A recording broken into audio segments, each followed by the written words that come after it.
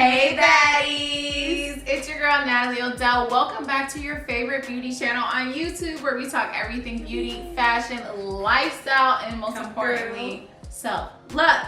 I'm here with Savvy. Hey everybody, it's your girl Savvy. Welcome back. Yes, I know y'all are hyped because y'all were so excited when we did the episode before. We had a lot of fun. Y'all were like, bring Savvy back. So and that's I'm what back, I did. y'all. Gonna tap in. Thank you for tuning in today. It's actually been a minute since I did Hey Nat, Let's Chat. I kind of took a little break from social media. It was only a week, but it felt longer. So I haven't actually recorded one in a while, so I'm excited. And the questions are juicy. So let's get into it. Cheers on that. Let's talk about it, y'all.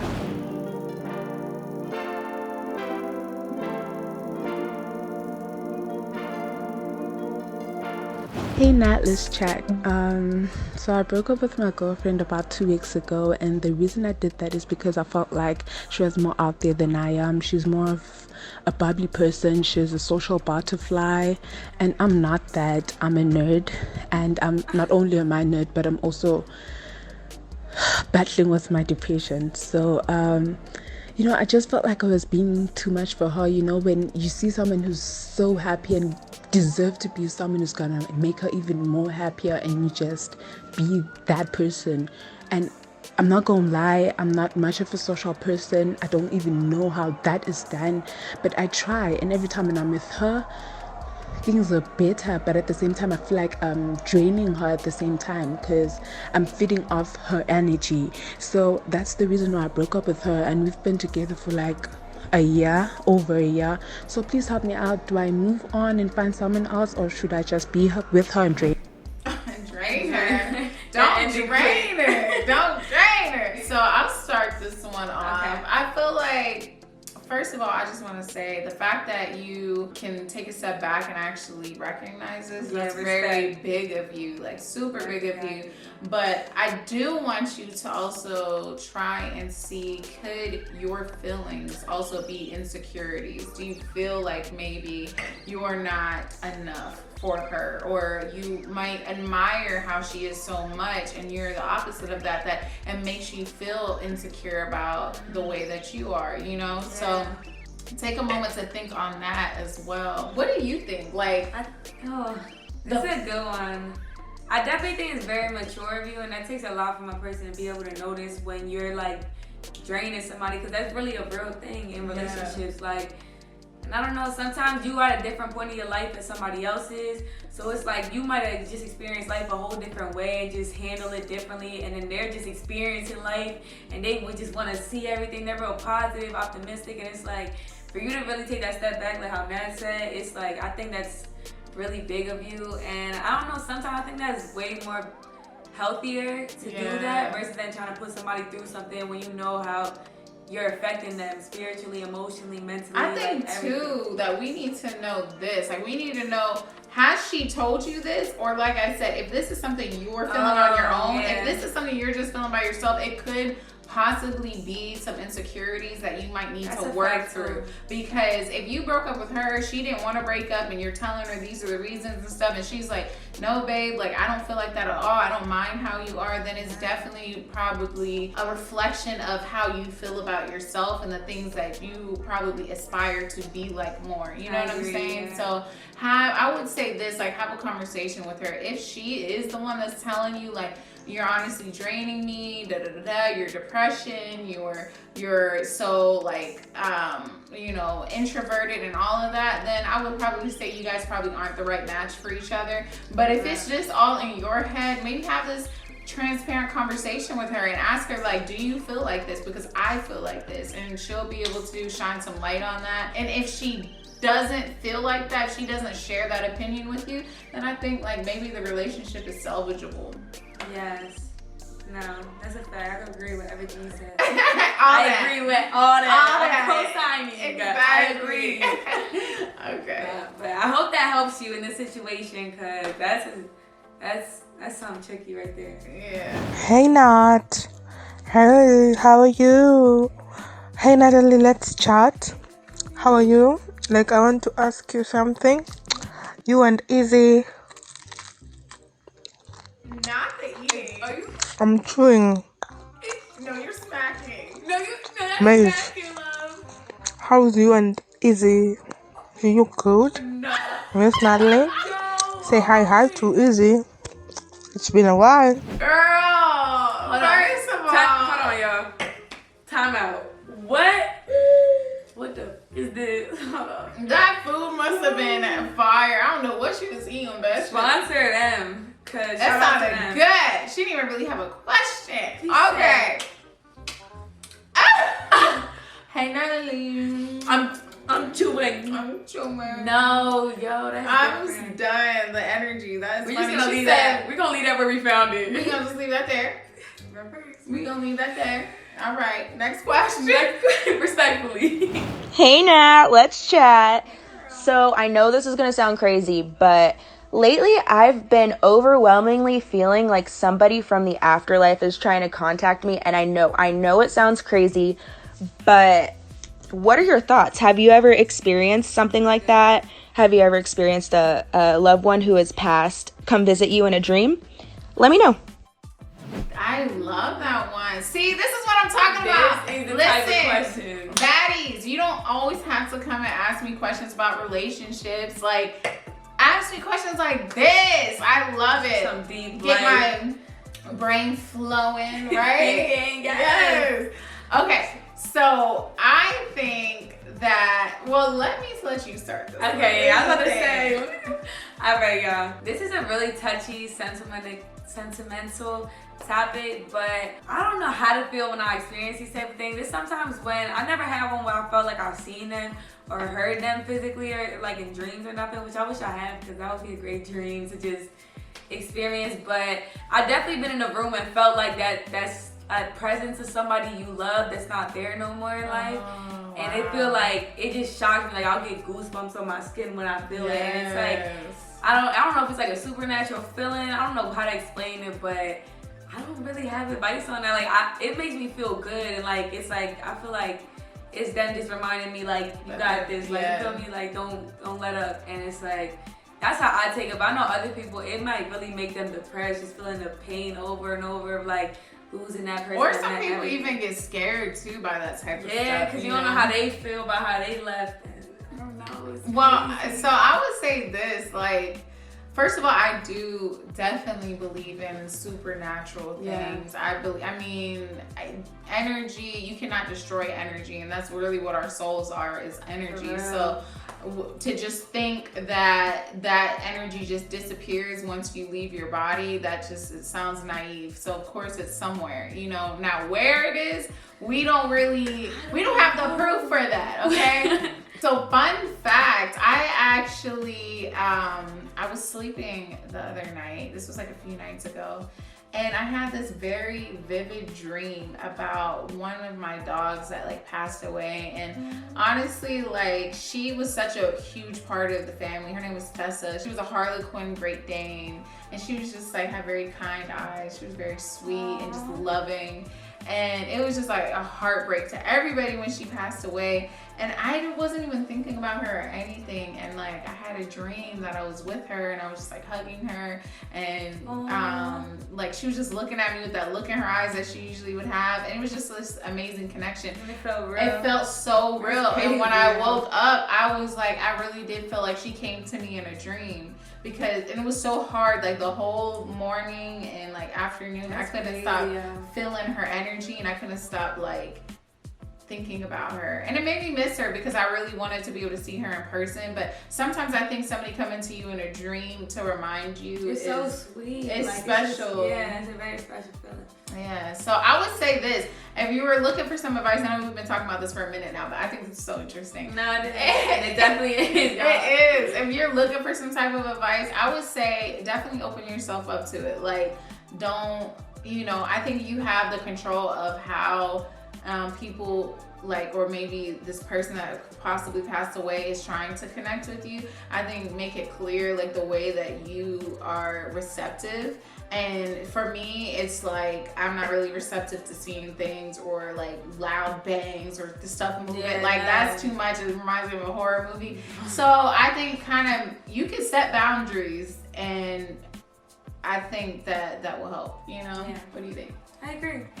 Hey Nat, let's chat. So let's just say you and Easy inspire me so much. But anyways, I'm a teenage girl and I want to make my mom proud and happy with like school and everything and other personal stuff. But she's been dating this guy for about 7 years now and she wants me to have a better bond and like a better relationship with him. And like to the point where I'm calling him dad or my father or whatever. But the thing is, I still talk to my dad like at least 3 times a week. And I feel like it's weird to call 2 people my father at the same time. But I really love him with all my heart. Like, he does so much for me and my family. But I don't know what to do. Wow. That's a good one. What do you think? I'll let you take lead. I definitely think I understand where your mom is coming from, wanting you to like be more, I don't know, like family, like, or getting more closer in that family relationship with somebody that she has been, you know, pursuing for the past 7 years in her life. And I get that, but I feel like it's not really okay for her to tell you that, to call that your dad, because you're still in, like, in the film, your dad's still alive, he's still in your life, you speak to him here and there. And I feel like that dad role is one role, like it's one person's role, and it's the person that took part in birthing you, if you're not an orphan, of course. But I feel like in that part, it's really like weird for somebody else to tell you who to call somebody. I feel like getting a nickname for somebody could be a solution. Yeah, I was gonna say that because I think that, like, I don't know. I really think, for one, What? Spit it out. Let's hear it. I don't know. That's tricky, This right? wine is good. I agree with Savvy. I think that honestly it should be up to you what you are comfortable with calling him. Like, now I understand from a mother's perspective, it's hard, that fine line between letting your children be an individual and also being a parent and kind of having to steer them in the right direction in life. But I think with this specific situation, when it comes to how you view people and the relationship you have with people, it should be up to you. Now, her asking that you guys get closer, I think that you should try to have that relationship with him, because like, she's trying to build a family, and I admire that, you know. But I think that possibly a good alternative to calling him dad is maybe a nickname that's like similar, so that you don't feel that awkwardness, you're not being forced into something you don't want to do, you don't feel like that is affecting your relationship with your actual father. I can't think of anything now what you could call him, but it could literally be like Pops or whatever, if that like felt natural to you, where it's like similar to dad, like he knows it's an endearing name for him, but it's not like you doing something you're uncomfortable with. And it's just the thought of you thinking of somebody's cool little nickname because they mean that much to you. Hey Nat, let's chat. So my husband and I decided to do the polyamory relationship, where we open our relationship up to another woman, and we're really just we don't know where to start. I kind of started doing dating sites, but I was wondering, what do you think we should do? Do you think we should go like out and about to find someone, use close friends, or, you know, I don't know. I know you're probably not into that, but just give me your best advice. I'm gonna advise you definitely not close friends. I don't know. I think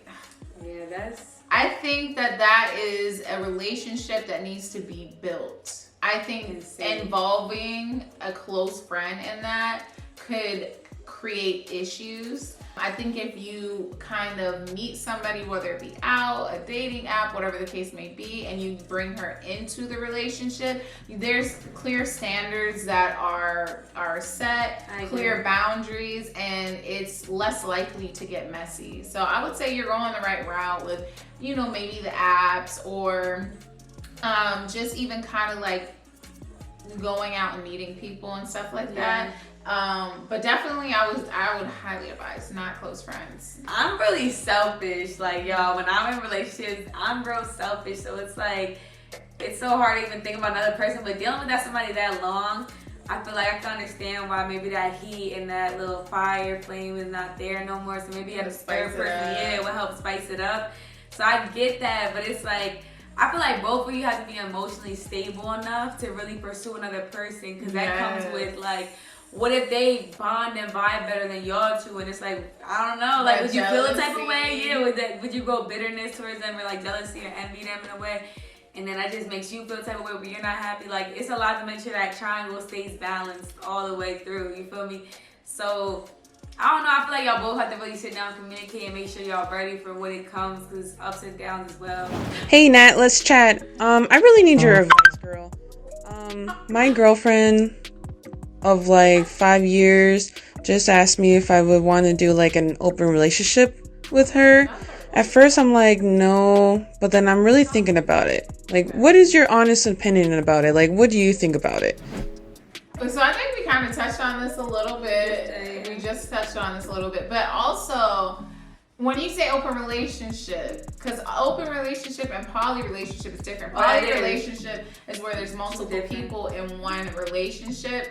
And an open relationship is you're basically free to go do what you want. They're free to go do what they want. And you might have certain boundaries like, oh, you have to tell me about it, or you have to this, you have to that. But it's basically like you guys can date separately as well. So I don't know which one you're saying. I feel like open, I'll give you my opinion real quick on both. I would say open relationships, I wouldn't personally do that because I feel like at that point, I mean, you might as well just not be together. Yeah. You know what I'm saying? Or you might as well just be friends, and if y'all still like hang out sometimes and you might be intimate, that's whatever. But I just kind of feel like, what's the point? Unless if you guys both agree that like you never want to settle down, neither of y'all never want to settle down, y'all just like having a really fluid relationship, then maybe you're each other's main person. But I don't know, I just feel like that could get a little unhealthy. I think a poly relationship is personally not for me,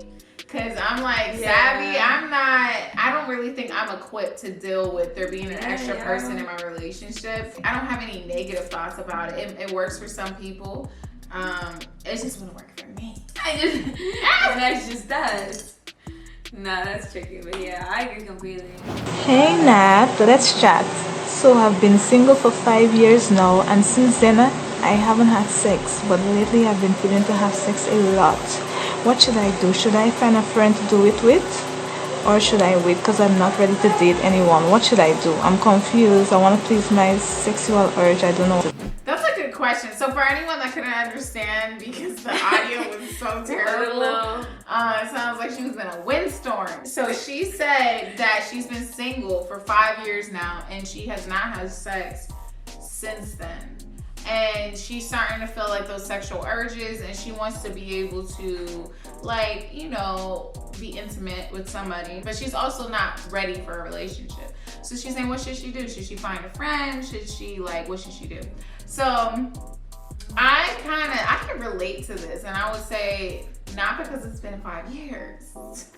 That's a long time. That's a really long time, but more so because when I'm not in a relationship, I don't have sex. Like, I've never had sex outside of a relationship. This is like kind of personal, so I hope I don't regret saying this after. It might be the wine, but I don't know. That's just like me. Like, I feel like being sexual with somebody is a very like intimate thing, and it's just like I don't feel like everybody deserves. Like, that's a long to not be time. with nobody or have somebody loving you and caring on you and trying to pursue you is so long. Well, hold up. She didn't say nobody has pursued her. She might be getting pursued. You have a point. She's a baddie.